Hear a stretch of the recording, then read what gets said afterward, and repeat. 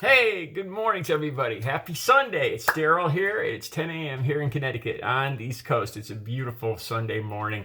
The sun is just coming out from behind the clouds. It's about 65 degrees. The air smells wonderful. The leaves are just coming to fullness, that bright green. All the flowers are blooming. It's beautiful out there. And I'm on my bike ride, about 10 miles. 5 miles out, 5 miles back, and I am just loving life. Today I'm making a point to look around and just smell that air. I want to share something with you guys that happened as I was coming back. I always ride in what you call the breakdown lane. There's two lanes of the traffic coming and going. I ride with the traffic, being on the bike. Usually they tell pedestrians, people that are walking, to walk against the traffic so they see the traffic coming at them. Bikes, usually you're expected to go with the traffic. So I usually do, unless it's dangerous for me, which is the case sometimes, but that's not the point today. All right, so I'm in the breakdown lane, from the yellow line to the curb. It's a good 4 or 5 feet where I was. It's a good space.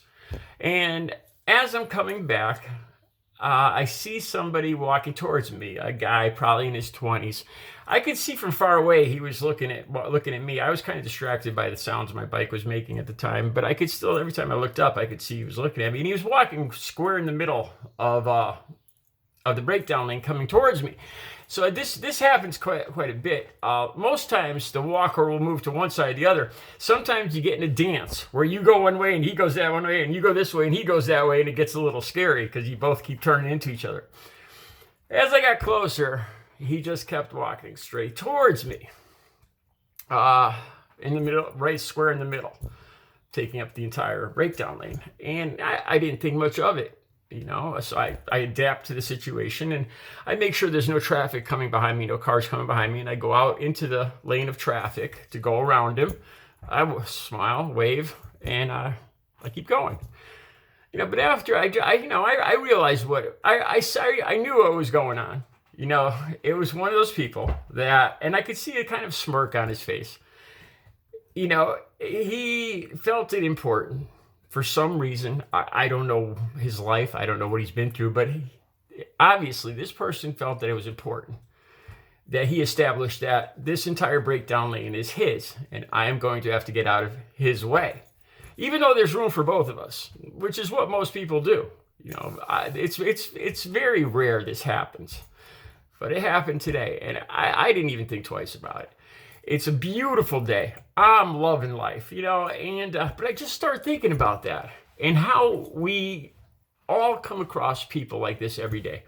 I was trying to find quotes on being rigid, how, the most rigid, when you have like the most rigid limb or piece of wood, it breaks. It's the most easily to snap, being flexible.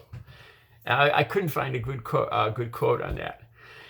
As I went past him, I started thinking about it, and I tell you guys, I always look for the plus, It's not, I don't feel bad. I'm not mad at myself because I let him win. And I looked at it as I was able to adapt quickly to a situation and avoid an obstacle. And that's always good when you're on a bike. Usually, it goes by kind of like the chain of command or whatever you want to call it. Like I will go out of my way to avoid a pedestrian because I am more dangerous on a bike to a pedestrian than he is to me. And I would expect that a car would go out of its way to give me room because a car is more dangerous to me than I am to a car. You know what I mean? Kind of like the hierarchy. You come across somebody like this, though, that just is kind of putting me in danger by making me go onto the road. And I just felt good about it after, like I said, because to me, it was adapting to a situation, kind of like Darwinism, survival of the fittest, adaptation. But I kind of wondered what was going on in this guy's life, that he was walking, but I highly doubt that he was seeing what a beautiful day was. I doubt he was smelling those flowers, those trees. It would seem that he was out to prove something to everybody, anybody. I can only imagine that he would do the same thing when he came across a car, or, crossing in front of a driveway or whatever, that he would try to establish his dominance. To me, this isn't being like an alpha male or a leader. To me, it's somebody lacking in self-confidence. I actually, to tell you guys the truth, I actually kind of feel sorry for a person like this that goes through the day. It looks like they feel insignificant, that they have to establish these little games to make them feel better in the whole hierarchy of things. And it's no loss to me, in going around this guy. No loss at all. Like I said, to me, it's just adapting to my path. If I don't adapt, I get hit. Or, if I go down on the bike, it's just adapting to the obstacles. And he was nothing but an obstacle to me. But part of me felt sorry for him. And next time somebody cuts in front of you at the grocery store or in the drive-thru or whatever, life is too short, really, to squabble over this stuff. It's these people that do this, they're not winning.